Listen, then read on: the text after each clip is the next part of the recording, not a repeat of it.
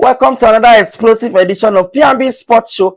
I'm your host, Abel Sunday. Today, we dive straight into the drama, the magic, and the upset of the FA Cup fourth round, where giants tremble and underdogs dare to dream. The upset comes competition, and the football never disappoints.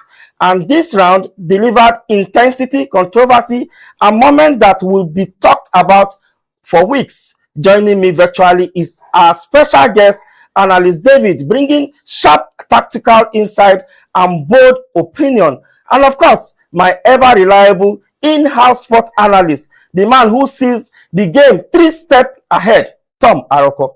So grab your teacup because P&B Sports start now.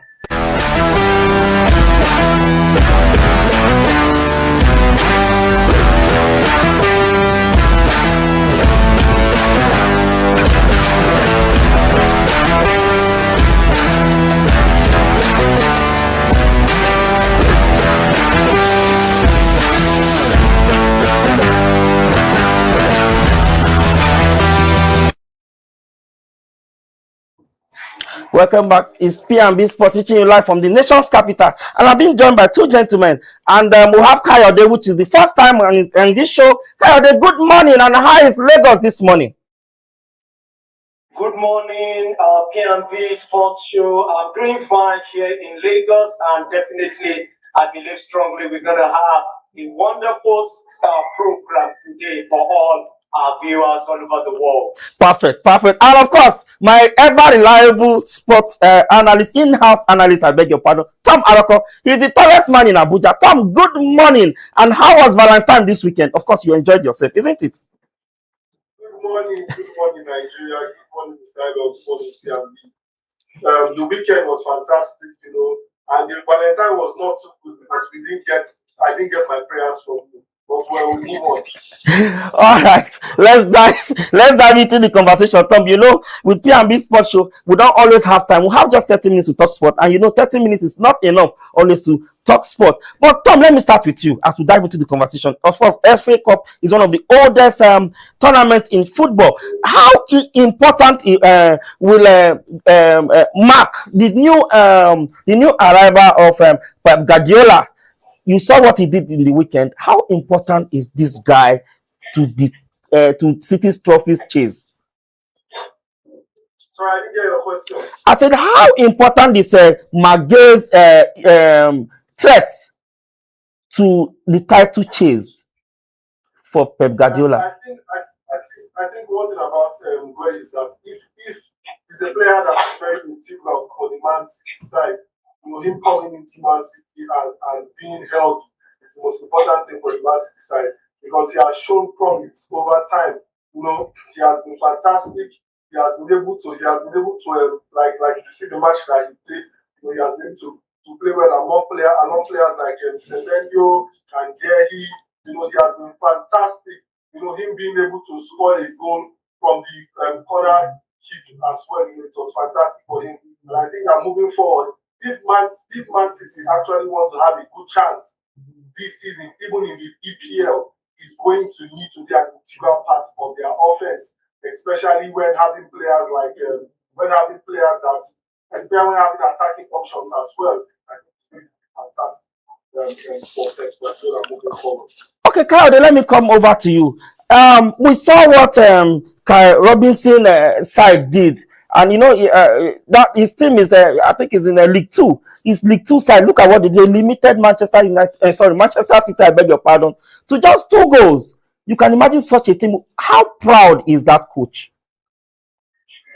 I believe strongly Salford City did pretty well. When it comes to the FA Cup, it's a giant killers competition. And I believe strongly when those smaller sides make the big teams, they come with their A game. So that was what we saw over the weekend. They were able to hold themselves against one of the best teams in the world, talking about Manchester City. So for me, it simply shows that Salford City, they are moving forward, they are making progress, and I believe strongly with this game, their confidence will move to a higher level. Let me come over to you, Tom. Tom, rumored that this might be Pep Guardiola's last season in Manchester City. But with this kind of performance and with this guy he just signed, do you think he has hope to have any silverware when leaving? And don't you think FA Cup is the easiest route for him to get a silverware when he's leaving? Because the league now is dominated by Arsenal. I think for every big team, I think every cup is the easiest route for him to get a silverware. I believe him, Arsenal, Liverpool, and the likes are the easiest for them, including Newcastle, to be able to retain their standings in the FA Cup as well. But I also think that this performance wasn't what a lot of people expected. And kudos to Salford, the way they playing a low block and not giving Man City that opportunity to be able to get enough spacing to play. Because I remember, I think there was a match this season in the FA against, if I'm correct, Exeter, where we saw a 10-1 win from Man City. I remember, I think we also saw the last time that they played Salford, it was about 8-0. And I think that Salford City have learned from their lesson as well. And moving forward, I think this is going to be, it should be easy for Man City to keep on top. But where we are going to have a lot of problems moving forward, is that we are going to see the likes of Arsenal that has one of the best teams right now in the English Premier League, in England in general. I think they have the best team when it comes to having multiple players and having the problem of and having selection problem as well. But I think moving forward, this is the best time for Man City. Okay, I feel we don't have much to say about Manchester City, because it's well expected that, of course, they should do it over that team. But let me come to you, David. Look at an slot team. Let's move over to Liverpool. I beg your pardon. Liverpool versus Brighton, and that game ended 3-0 in favor of Liverpool. But when you look at an slot team, he made a whole lot of rotation. Can you say that an slot squad is underrated? Talking about in-depth squad. Talking about the quality of Liverpool, the team. Talking about the quality, it's from the goalkeeper to the attack. So for me, underrating a team of Liverpool's a team of that caliber, to me, that would be an understatement. Liverpool, they're a very, very good side. I watched the game against Brighton, and Brighton did everything possible to come to the party. But for me, it was a masterclass performance by Liverpool, and I believe strongly Liverpool deserves the victory. Well, Tom, many will argue that Liverpool has not been in their best performance this season, and that's been the conversation. That why is it that Arne Slot is still on that seat? Because by now, we saw Manchester United did it, and of course, they are stable. Chelsea did the same thing. You can imagine, and a couple of managers like that they've sacked. But what do you think with this win it will buy Arne Slot a little bit more time to see how he can rekindle his season, his fortune? Let me put it that way. I think yes, it's going to be something that's going to rekindle his fortune, and you can't compare his situation to the likes of Manchester United, because he's a person that came in, and decided that okay, I'm going to come in, and as soon as he came in, he won the season coming into the season. Then you're also looking at a situation whereby this is a team that they are in the Champions League as well right now. So you cannot expect them to take their legs off the pedal at the moment. It's not the same with Manchester United. Manchester United, they are only in the EPL and them as well. At the meantime, this is a team that they are in the UCL round of 16. They are in the EFL. I think in the fourth round, they were eliminated by Crystal Palace as well. FA Cup, now the fifth round, Community Shield runners up with where they were eliminated also by Crystal Palace. Then they are 15 points about behind Arsenal as well. Sitting sixth as well, and they are below the Manchester United side, and I'm proud about that moving forward. But talking about I think this is going to be fantastic. I think it's the right way to go. I think that Liverpool as well, that if they are going to win anything this season, I think they are the ones that need this FA Cup the most, because I do not see them winning any other thing apart from the FA Cup. I don't see them in the Champions League. I don't see them in the EPL. So I think that they're going to pick up anything. This should be what they should pick up. This might be what will save and slot moving forward. You say you Liverpool need to win this most. What about Manchester City? Do you know what will happen to Pep Guardiola? No, the thing about Manchester City is Manchester City. I feel they might still have a chance to do something in Champions League because of the players. They are now healthy and the likes, and also they are chasing behind Arsenal. And a lot of people are beginning to swing the pendulum a little bit to Man City. But Tom, but it doesn't bother you that. I think Arsenal has a lot to worry about. Yes, I think they have a lot to worry about. Okay, let me come to you, David. David, Mo Salah's performance on the weekend, fantastic. But with that, can you say Mo Salah should be one of the most feared striker in England? Definitely Mo Salah with his quality and experience. We all know what this guy has been able to do in the past 8-9 seasons back to back. Amazing consistency when it comes to his performance, and I believe strongly he's one of the best players in the world in the last decade. And for Mo Salah, I was so happy for him seeing that kind of energy, quality. Maybe last season, this season, that talking about his form, he has dropped. But since he came back from the AFCON, we all saw what he did at the AFCON in Morocco, captaining Egypt to the third place game against the Super Eagles of Nigeria. But I believe strongly that Mo Salah still has a lot in his tank. And going forward, we still have like 3 months to go before the end of the season. And I believe strongly that Mohamed Salah will keep doing well. And knowing fully well that the World Cup is in the summer, that's another big motivation for him. I still believe strongly Mo Salah deserves respect and should be regarded as one of the best players in this generation. And you know, Mo Salah, everybody was gathering behind him to win the AFCON because that's what is left for him to get at least in his cabinet. But unfortunately, he could not do it this time, and I doubt if he'll be able to do it 2027. But let's move over to you, Tom. Arsenal Wigan 4-0 in 27 minutes. That is demoralizing. I don't know. Is that a statement performance or what? I think it's something that a lot of people expected, and I actually expected the goals to be more. When it comes to an Arsenal side, the Arsenal side is a side that they have a lot of players, a lot of variety. It's just like different dishes. So you are seeing when we have our local dish, we have intercontinental dishes as well. When you see the likes of Odegaard, you see the likes of Iberechi, you see the likes of Matt Wake and the likes, and you see the way they play. They are a fantastic team. But I think that one thing that they should learn, even though Man City didn't do it against Salford, is I think that they should learn to be extremely ruthless. They should take some lessons from Pep Guardiola. I felt that match that they should have been able to score at least 8 goals in that match. I felt that should have been a match that we should have seen at 8-0, or at least just give us a 6-0.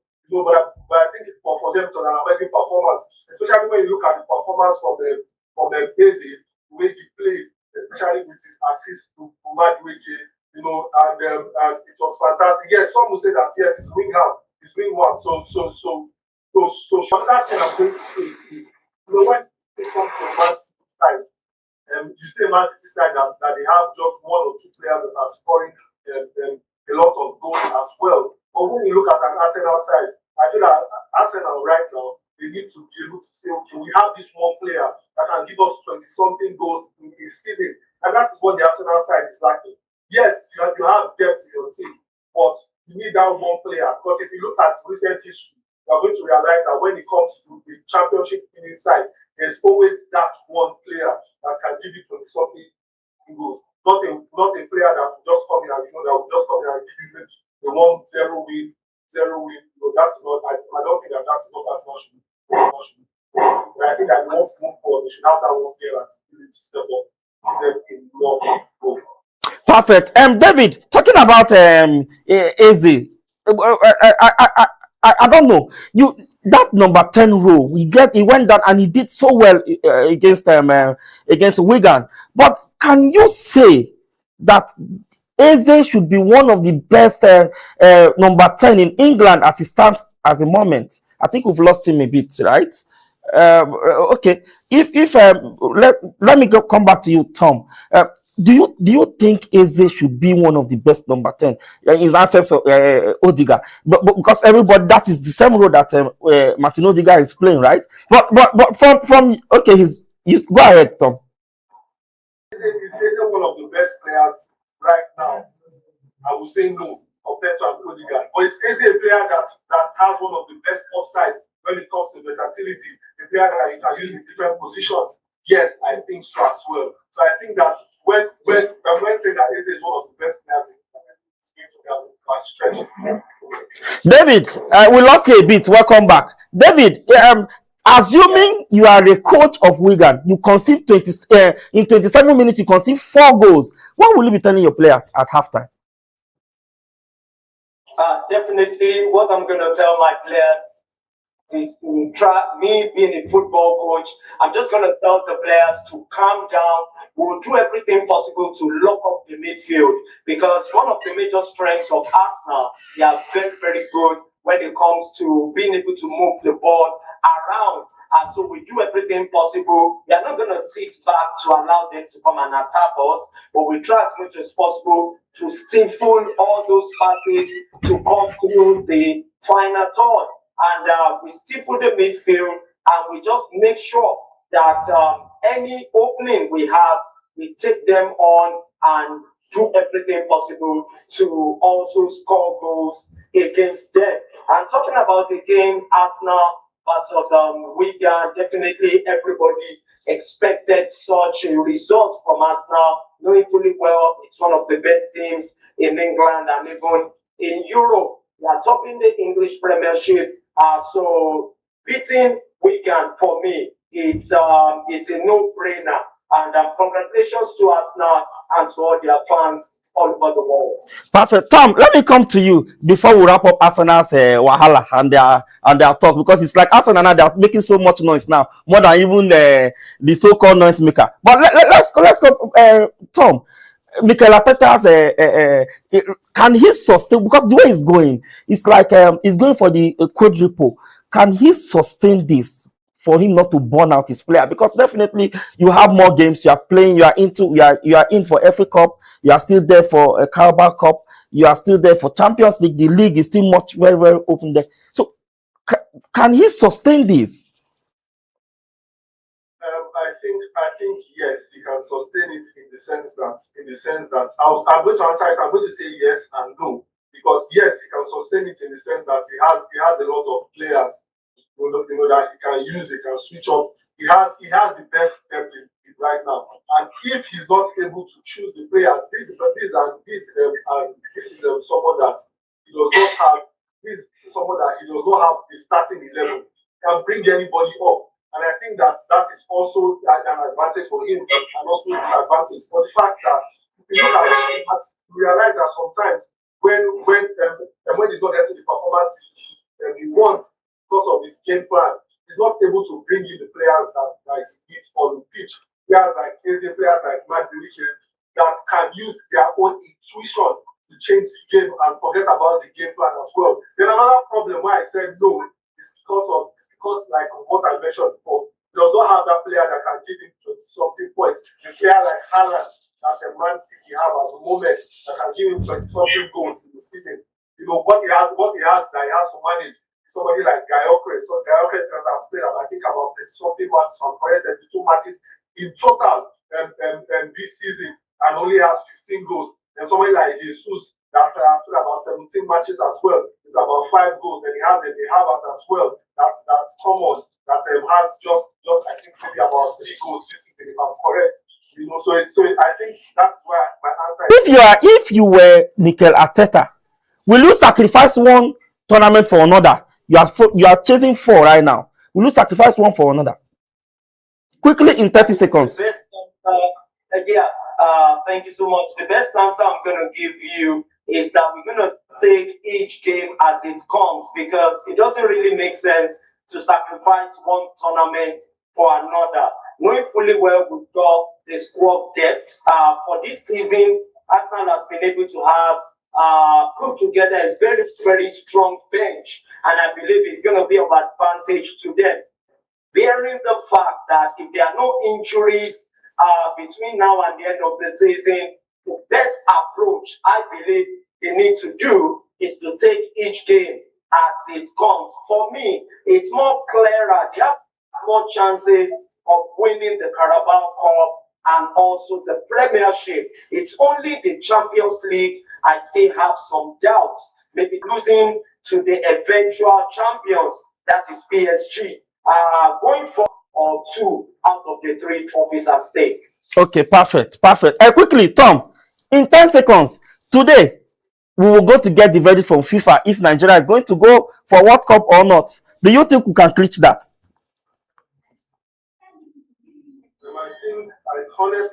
I think we don't deserve it. Yes. It's just a yes or no. It's just a yes or no.